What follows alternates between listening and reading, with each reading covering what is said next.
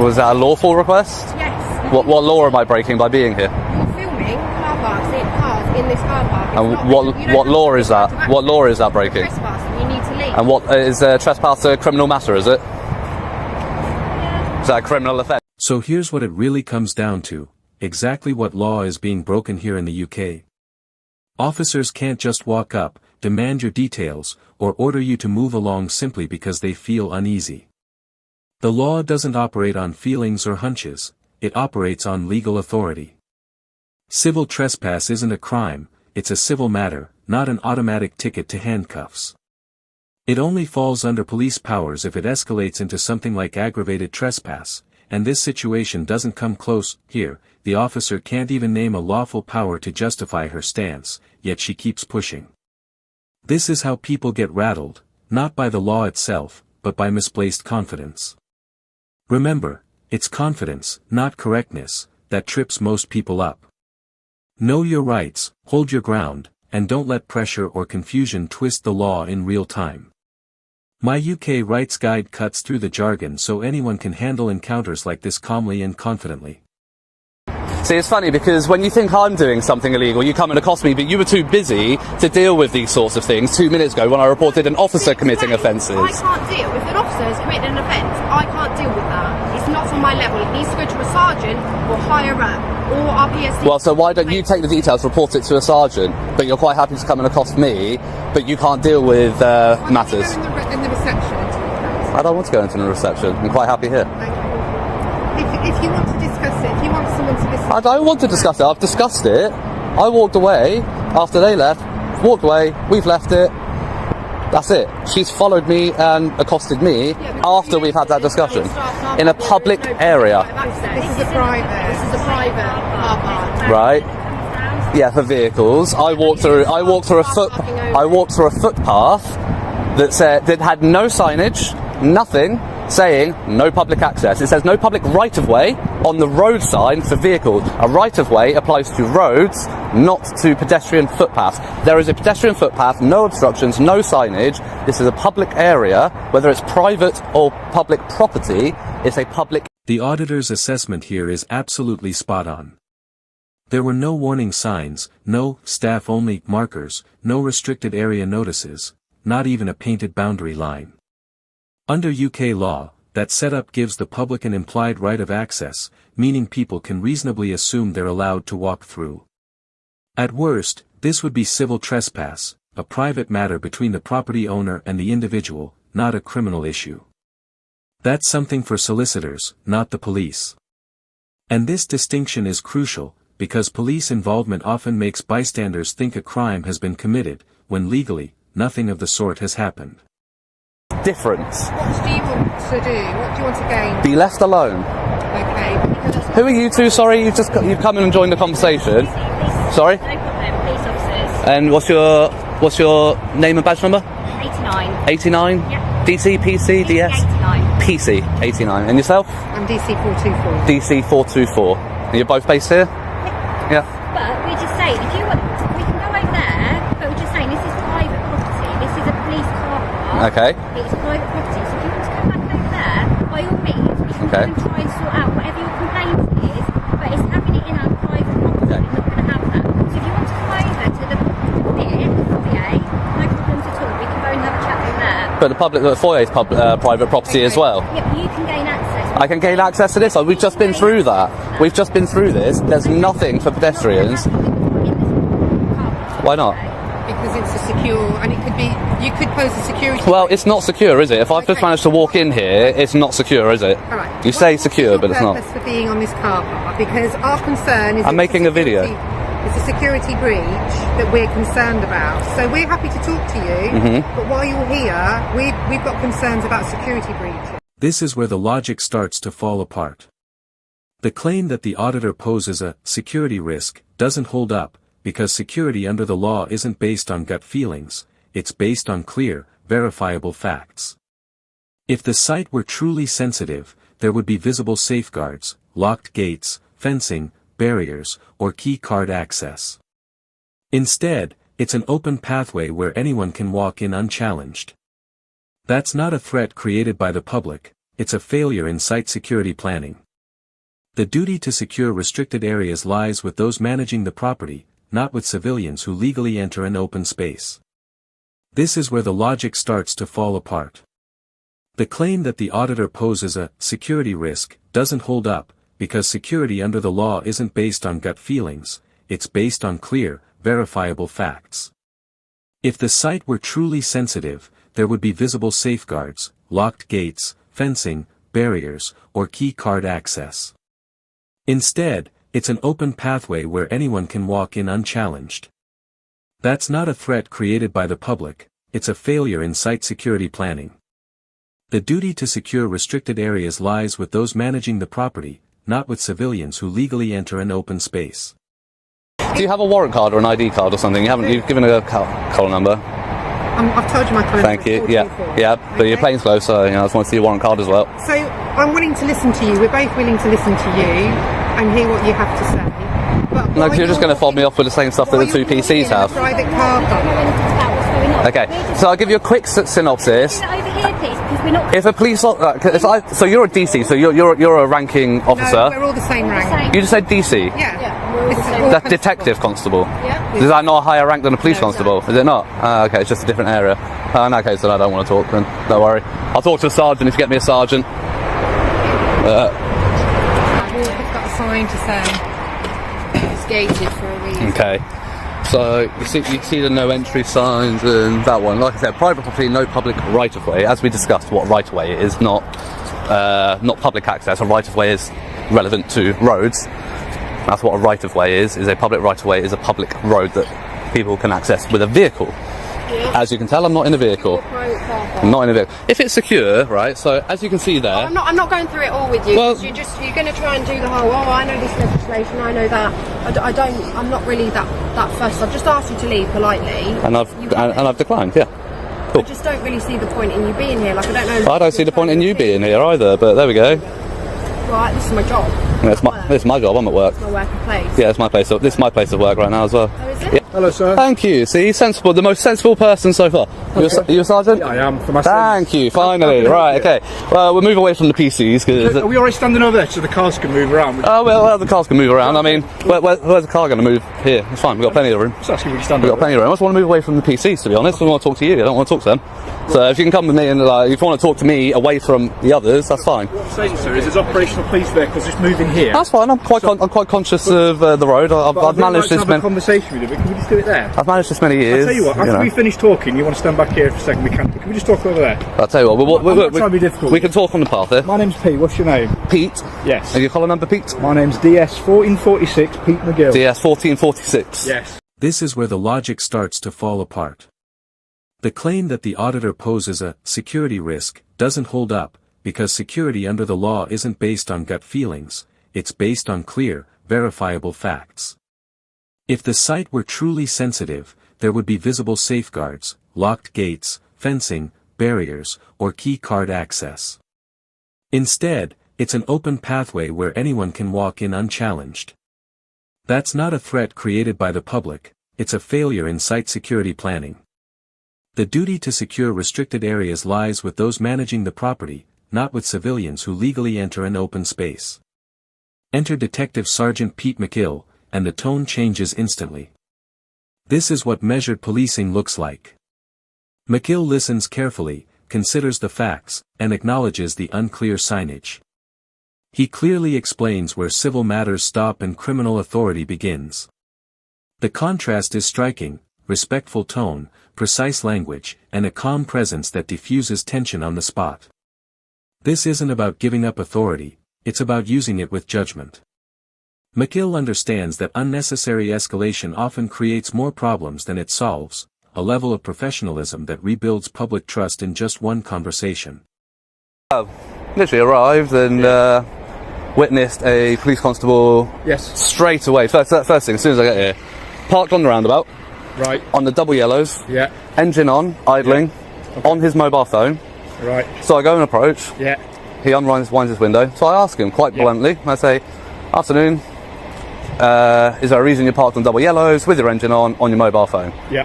He says, "I'm doing work. I'm waiting for a prisoner to come out." And I said, "Okay." I said, "Are you on the phone to emergency services?" Yeah. Are you paying at a drive-through? Okay.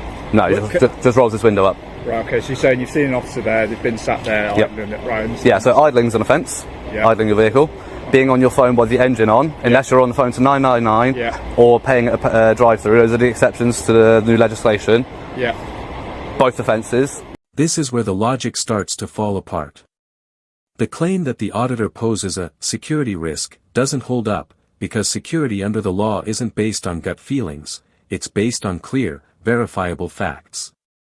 If the site were truly sensitive, there would be visible safeguards, locked gates, fencing, barriers, or key card access. Instead, it's an open pathway where anyone can walk in unchallenged. That's not a threat created by the public, it's a failure in site security planning. The duty to secure restricted areas lies with those managing the property, not with civilians who legally enter an open space. Notice McKill's approach: no interruptions, no rushing to judgment. The auditor records events exactly as they unfold, capturing subtle but revealing lapses in conduct, engines left running where they shouldn't be, phone use behind the wheel. These moments might seem minor, but they matter, and without someone watching, they'd go unnoticed. That's the true purpose of auditing, not to stir drama, but to bring visibility. Even small breaches count when officers are meant to model the very laws they uphold. Observation is accountability, and without it, the details that define integrity fade quietly into the background.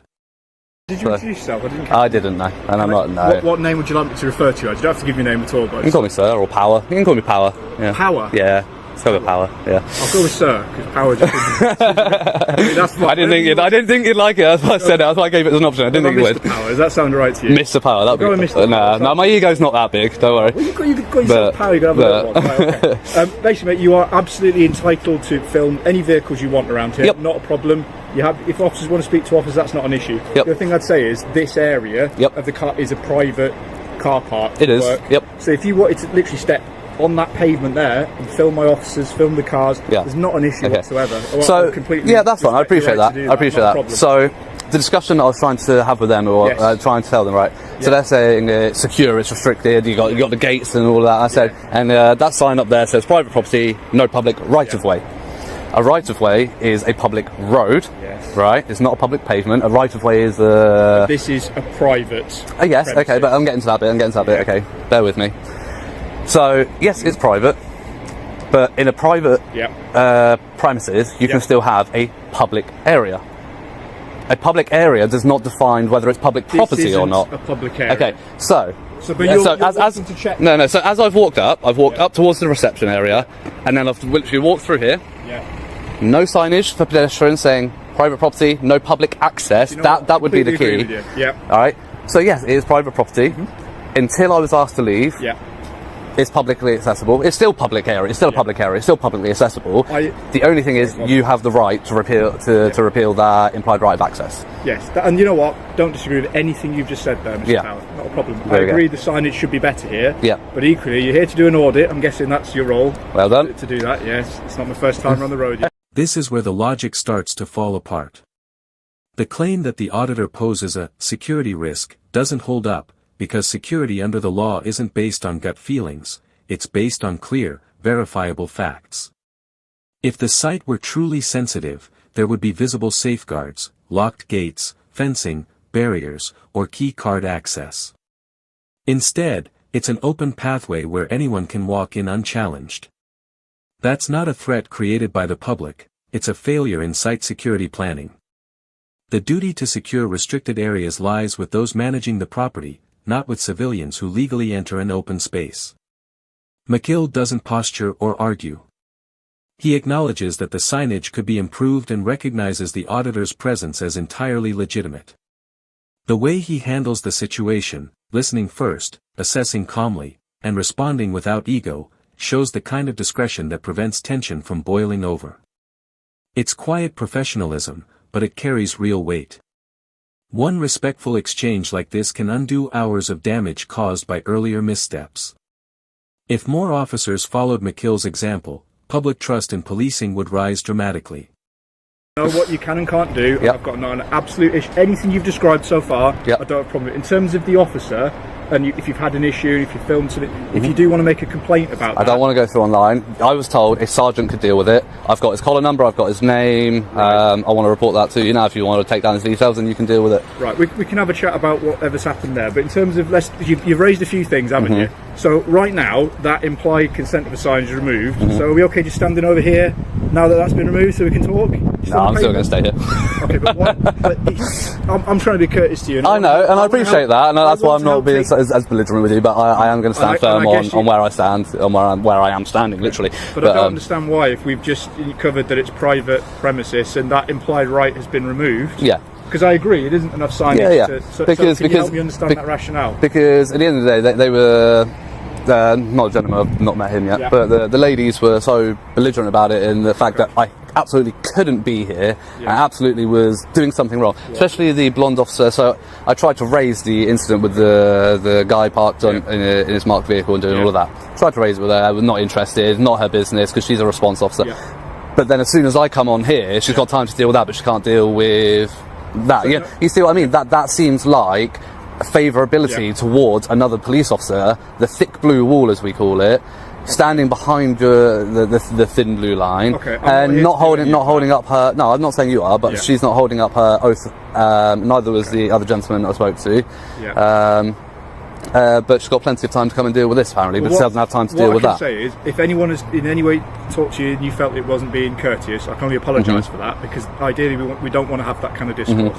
It's not even about the courtesy. You're a switched on bloke. You know exactly what you do with these audits. You understand that they're going to provoke a reaction in terms of a security response. That's going to happen, isn't it? Not always. I've been to plenty of places, plenty of police stations, headquarters, where they just leave me to it. Okay, but I'd imagine they would have spoke to you at some. They would have said hello. They didn't say anything to you. Okay, well that might be because they didn't notice. Generally speaking, they see me. They might give a wave, but in a police station car park going around different cars, we'd usually stop to say, just as I've done with you, I'm not demanding your details. You don't have to give me them, as you bloody well know. Not trying to make your life in any way difficult. And in fact, I want to help enable you to do your audit and what you want to do. But as you've just explained, once that right has been revoked for the private premises, it's been revoked. Right. So the fact that you have been treated poorly, or you feel like someone's been rude to you, that doesn't change the fact that no, it's been revoked, does it? And you it doesn't. But once it's been revoked, it becomes an issue of civil trespass, doesn't it? And you knew I was coming with it. You don't need to go down this. I'm trying to talk from a practical point of view. I know you're talking practically. I know you're talking practically. And we're stood in a disabled bay. I like to talk lawfully. Yes. Okay, so lawfully, I'm not committing any offences. You know, I know you haven't. And you've requested that I leave, and I'm going to politely decline. I'm not going to be rude about it, because you may see it as rude that I'm declining in the first place, but I'm not going to be overly belligerent about it. I'm just going to say. This is where the logic starts to fall apart. The claim that the auditor poses a security risk doesn't hold up, because security under the law isn't based on gut feelings, it's based on clear, verifiable facts. If the site were truly sensitive, there would be visible safeguards, locked gates, fencing, barriers, or key card access. Instead, it's an open pathway where anyone can walk in unchallenged. That's not a threat created by the public, it's a failure in site security planning. The duty to secure restricted areas lies with those managing the property, not with civilians who legally enter an open space. Here's one of those rare but golden moments: the auditor stands firm in his legal rights, and the sergeant responds with equal respect. No power plays, no empty threats, no puffed-up authority, just honest, constructive dialogue. It's a perfect example of how accountability works best when both sides understand the boundaries and communicate within them. Without community audits, moments like this, where law, courtesy, and professionalism intersect, would almost never be seen, let alone captured on record. Civil matter. And as long as you understand that if you are to stay here in this moment and you want to stand in front of a car that's trying to leave and conduct police work, that could obviously be obstructing the officers. Oh, sure, I would never do that. No. I've made it this many years, being fully aware of roads and emergency vehicles. You know, I've never been hit by a car yet. So how are we rating so far? How are we doing? We had a rough start by the sounds of it on your audit. Has it improved as we're going along? I'd say sorry, 2 seconds. You've been better.